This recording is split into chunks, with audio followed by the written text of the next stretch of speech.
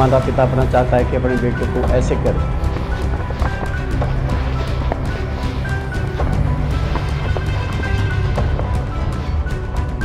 क्या बताऊँ मैं अब, माँ बाप को कैसे लगता होगा। ऐसे पता नहीं हरीश जैसे कितने लोग पड़े हैं, उनका भी कल्याण। क्या कभी कोई माता पिता ये चाह सकते हैं कि उनका बेटा जिंदगी और मौत के बीच फंसा रहे, लेकिन कभी कभी हालात ऐसे हो जाते हैं कि सबसे कठिन फैसला भी उन्हें लेना पड़ता है। गाजियाबाद के 31 साल के हरीश राणा पिछले 13 सालों से कोमा में थे और सिर्फ मशीनों के सहारे जिंदा रह रहे थे।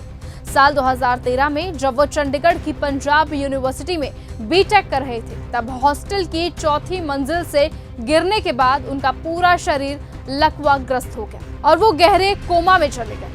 डॉक्टरों ने उनके हालात को क्वाड्राप्लेजिया बताया, जिसमें मरीज पूरी तरह से दूसरों और मशीनों पर निर्भर हो जाता है और ठीक होने की उम्मीद लगभग खत्म सी हो जाती है। 13 साल तक वेंटिलेटर और फीडिंग ट्यूब के सहारे जिंदगी बिताने के बाद उनके शरीर पर गहरे बेड सोर्स हो गए और हालात लगातार बिगड़ती गई। अपने बेटे को इस हालत में देखकर उनके माता पिता निर्मला राणा और अशोक राणा के लिए ये मानसिक और आर्थिक दोनों तरह से बेहद मुश्किल समय था।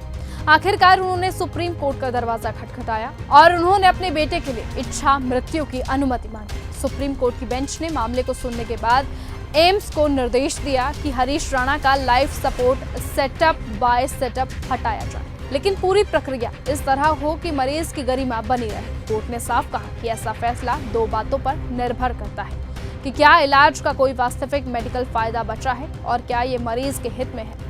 अगर किसी मरीज के ठीक होने की कोई संभावना नहीं है तो उसे केवल मशीनों पर जिंदा रखना ही इलाज नहीं माना जा सकता। भारत में यूथनेसिया के 2 प्रकार होते हैं, यानी कि इच्छा मृत्यु के 2 प्रकार होते हैं, पैसिव और एक्टिव।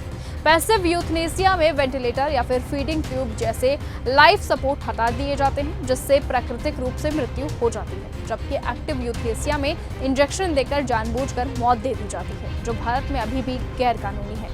सुप्रीम कोर्ट ने साल 2018 में कॉमन कॉज केस में पहली बार पैसिव यूथनेसिया को right to die with dignity यानी कि गरिमा के साथ मरने के अधिकार के तहत मान्यता दी थी। हरीश राणा का मामला इसी अधिकार का एक बेहद भावुक और ऐतिहासिक उदाहरण बन गया है, जिसने ये सवाल फिर खड़ा कर दिया कि क्या अब जिंदगी सिर्फ दर्द और मशीनों तक सीमित रह जाएगी? तो क्या इंसान को गरिमा के साथ विदा होने का अधिकार नहीं होना चाहिए?